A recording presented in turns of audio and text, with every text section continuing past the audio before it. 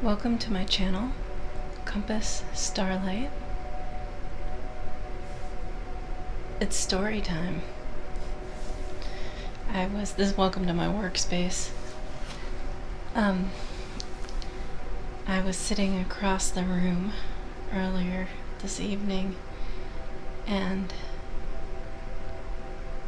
just kind of zoning out, daydreaming. What we have behind me here are my lists, my daily to-do lists. I'm working on a bunch of different projects, and every day I'm trying to do a little bit of work on each of the projects. And then there are, other things, appointments, chores, duties I have here with the contract of my housing. But something occurred to me that I'd never thought of before.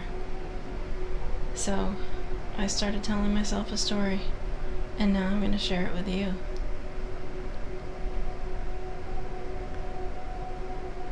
When I lived in Spain, there were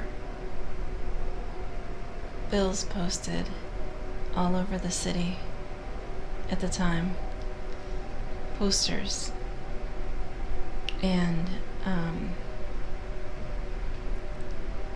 for example, if it was an advertisement for a discotheque, it might be a smaller bill, 9 by 6 inches, something around that size, maybe a little bit larger, posted anywhere and everywhere. Light posts, telephone poles, and then there were larger events that were not as common, or highlights. So for example, when a band was on their worldwide tour and the band was coming to town, their posters were very large, pasted on walls, usually walls, sometimes sides of buildings, ranging maybe 2 feet by 3 feet, generally, sometimes larger. I actually got one for a band that I liked, and for some reason I did not go to the concert. I think that maybe the concert show date interfered with another engagement, which is unfortunate. I still have the poster, and I need to have it framed. Interestingly enough, the following month, one of the band members disappeared without a trace, presumed dead. So the poster that I have is actually unique in that it was for a show that the band member performed, where the band member performed right before he disappeared. So there were all kinds of world tour posters, these large posters pasted to sides of buildings and walls, and I've collected them from time to time throughout my life in different places I've lived. Some are really, when I lived in Portland, Oregon, there were some that were really quirky, sometimes cute. A lot of times it was for a band that was playing, or for the bill for a show, several bands. I have one legal size paper, probably. It just simply states, "I am northeast and she is downtown." But most of those were pasted on telephone poles using what I always called a slam tacker, one of those long industrial staplers. You just hammer it up against the telephone pole, and there would be 20 bills thick. You really had to hit it hard in order to get the staples to go through. I'm sure I did that to some degree for friends, but also side hustle, get paid a few bucks to post bills around town, advertising, promote. At any rate, one of the other posters that I got when I lived in Barcelona was of the traveling Egyptian exhibit in one of the local museums. And over here is my cat wall. I have a nice pencil drawing that was done by my grandmother when she was college age, and below it here is a former cat I had. His name was Pocus. He was an all-black cat, extremely long-legged, and there was an Egyptian exhibit at this museum in Barcelona at which I got this figure, which looks just like that cat Pocus when he was standing. Very long-legged, very tall cat.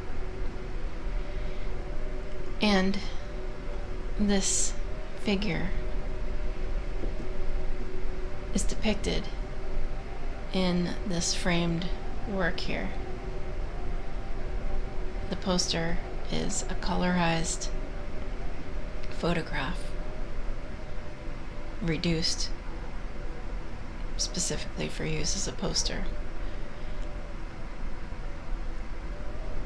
And I've been using this framed piece as a work space for my to-do lists.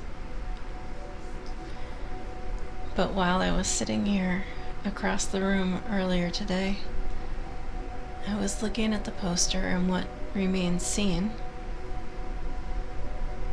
and found it really interesting that it had never occurred to me. The Egyptian exhibit was a traveling exhibit, but always in this museum was an exhibit, a permanent installation of Renaissance art. Now, I don't speak French. You'd think I could read it because it's a Romance language, as is Spanish. But in this work here, at the bottom, I can't point, this is behind me. That word there says Renacimiento. Renacimiento. Which means Renaissance, which is a French word. Renaissance is a French word, I believe. But I know the word Renacimiento. Am I saying it right? Yep. Just, I'm a little rusty with my accent. Nacimiento. Nacer is birth. It's the rebirth. And I never realized that's what Renaissance means. Rebirth. And then I found it even more interesting that what can be seen of this poster as far as text says 2 America, January, Sundays, rebirth.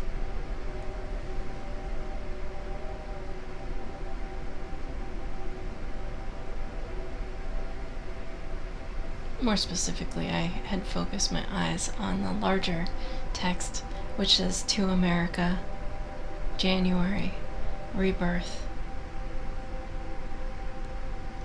The irony is that that's my plan. And I've been narrowing in on my focus. I am in America. I'm videoing from America, in America. But I do intend to travel worldwide. But to start in this country and travel across this country, see some events, see some things, some places, explore and have adventures.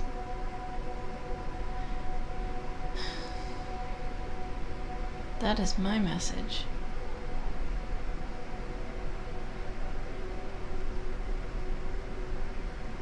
I have been preaching for months now about illuminating that which no longer serves you. And by doing so, the path becomes clearer. Likewise, appreciating what you have, what you want, what you are receiving makes your path clearer. Again, to me, there's irony in that all of these things where I've been investing my time have been bringing my path more and more into clarity, literally before me, here, but also in my life.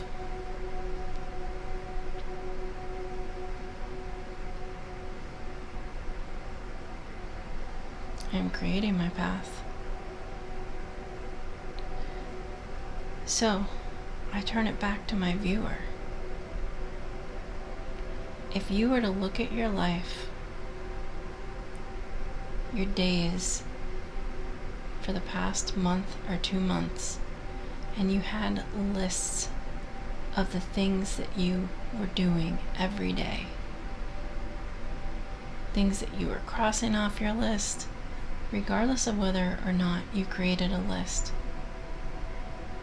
Throughout your day, every day, you invest your time and your energy, your attention, and your effort into something, into a few things, into many things. And if you were to make lists of the things that you're doing, the actions that you're taking, where you are investing your time, what would that picture look like? What would that yield to you? What would that show you about your own path?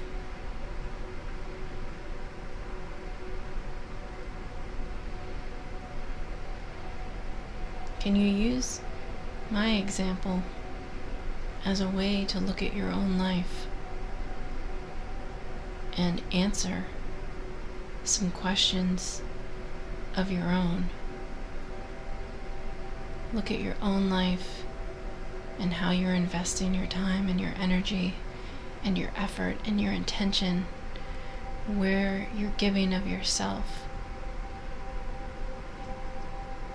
only to show you answers to questions you have about decisions you want to make as far as where you're going, what's next on your path.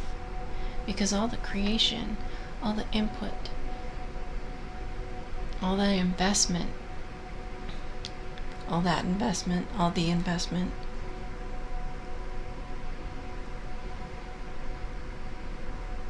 has pointed you more particularly with each investment in the direction you're going. And by analyzing your investment, it gives you an opportunity to change your trajectory. If you don't like the way things are going, if you don't like the path you're making for yourself, this is an opportunity for you to re-examine your investments so that you can change your path if that's what you wish, or have a better idea with more clarity as to the path you have been creating for yourself. So thank you for sticking around for story time. It is, of course, personal to me, but I do think it's a good example of how people can take a look at how they're investing their time and taking a step back to analyze the path that they are creating for themselves. So I hope that the path that you're making for yourself is a good one that with which you're happy, a direction you're choosing that pleases you and fulfills you. It brings you promise and opportunity, abundance and gratitude and appreciation and love, prosperity. Thank you for coming to my channel. Thank you for being here. Peace be with you.